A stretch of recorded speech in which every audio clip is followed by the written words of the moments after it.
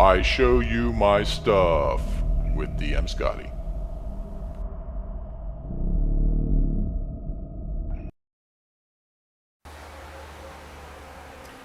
Hey guys, DM Scotty here. Good to have you with me.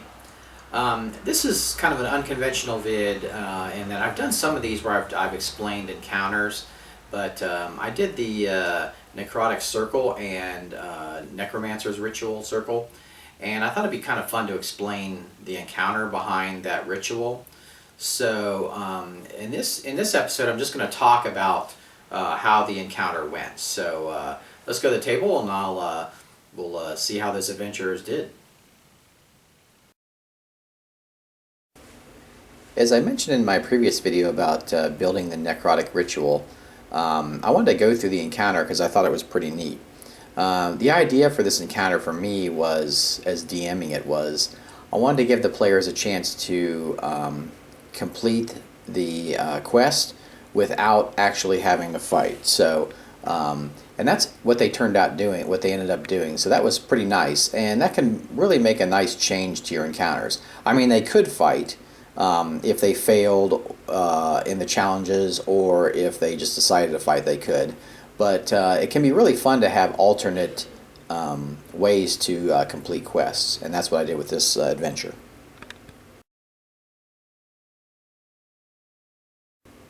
This encounter was based on the Shadowfell Keep module. So if you're a player and you haven't played that, you may not want to watch this. It's cool for DMs, but just wanted to give you a little spoiler alert there. So basically, what happened was the players were exploring Shadowfell Keep, and they had a person who they knew in the town alert them that this ritual was happening in the graveyard because Calorel, the big baddie in the module, had threatened Winterhaven with it, and because the players had stolen something that Calorel needed. So Calorel goes through with the plan and launches this necrotic ritual to bring back the dead from Eternity Hill Cemetery, which is the cemetery of Winterhaven. And the 3 mausoleums were from former lords of Winterhaven, and the rest of the graves are just the regular commoners.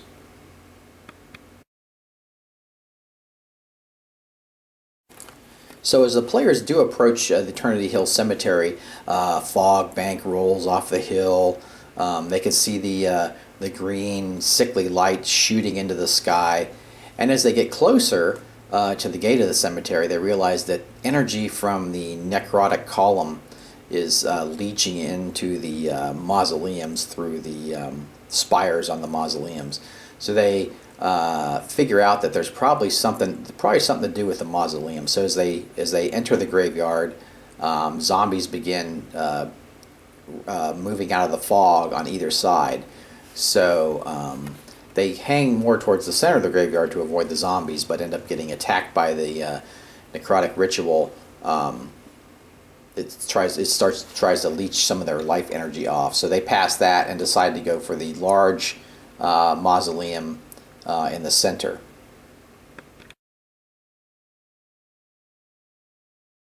So with the zombies in pursuit, they get to the metal door of the large mausoleum, and much to their surprise, the door is already open. So they open it, enter, and then close the door and lock it behind them. And they notice that the sarcophagus is empty, and the former lord of Winterhaven, is standing next to it.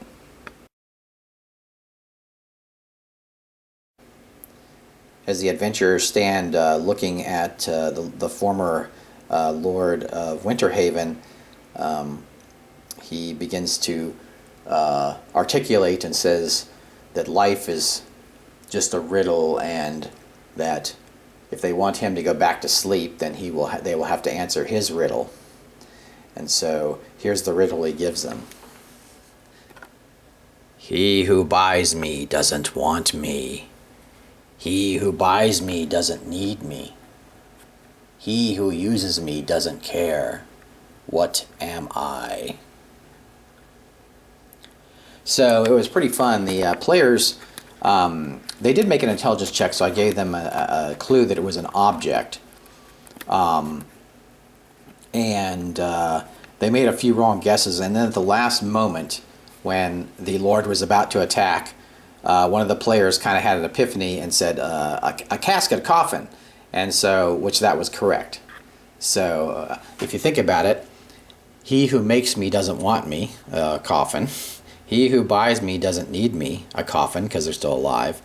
He who uses me doesn't care, and they're dead, so they don't care. So yeah, I thought that was a pretty neat riddle. And after they answer it, he crawls back in the sarcophagus. Now, the players decide to do a check and see if they can find a secret door. And I didn't actually have any secret doors going to the other mausoleum, but the zombies at this point were surrounding the mausoleum. So they made such a good check, like a fantastic check. So I went ahead and said that there was a secret passage, even though I hadn't planned on having one. Because the real important thing of the adventure was dealing with 3 former lords. So, going out and having to fight the zombies, that's fine, but you didn't really need to do that. So that's, as a DM, you always want to be open to changing things like that.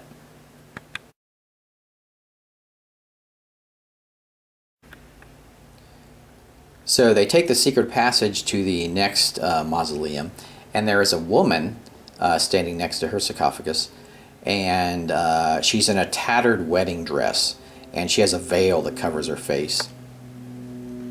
So she asks the adventurers if they have come for her wedding when they enter, and they're kind of stunned, and basically she does not realize that she is dead. So the whole crux of this part of the adventure was that they had to try to explain to her that she was dead, or get her to believe it, because she didn't believe that she was dead. So it was interesting. The players eventually end up getting her to understand that she is dead, and so she ends up going back to her sarcophagus. So now there's only one mausoleum left, so the players decide to take the secret passage to the last mausoleum.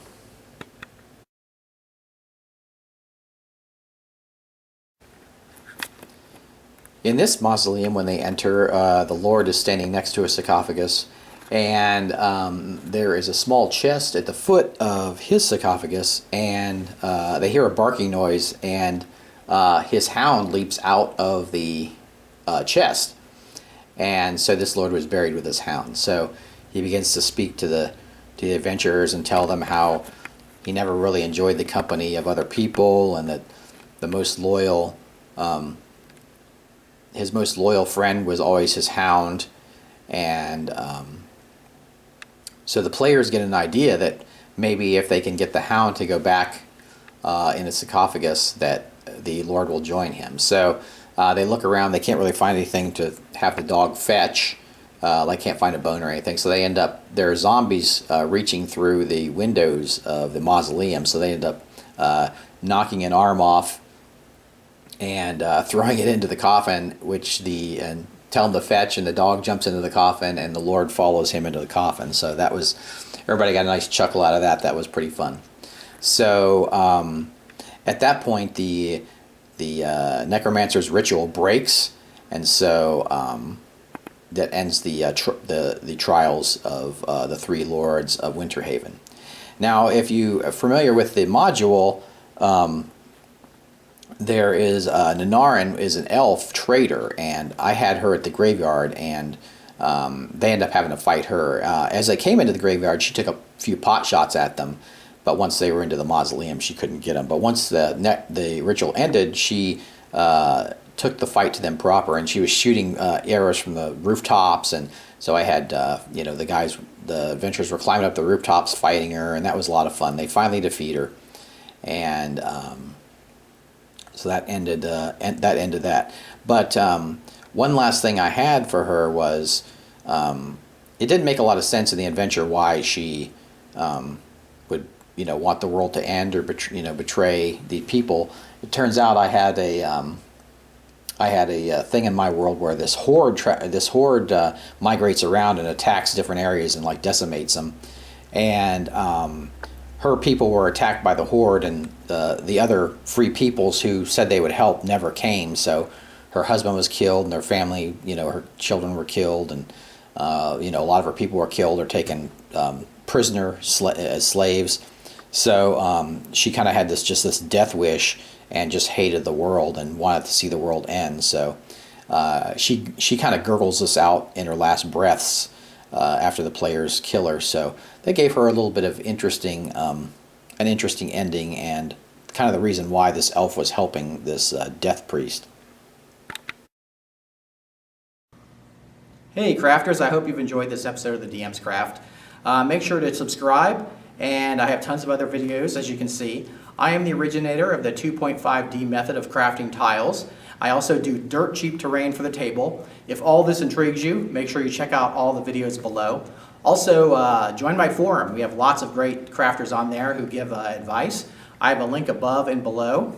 And last but not least, remember, go forth and craft!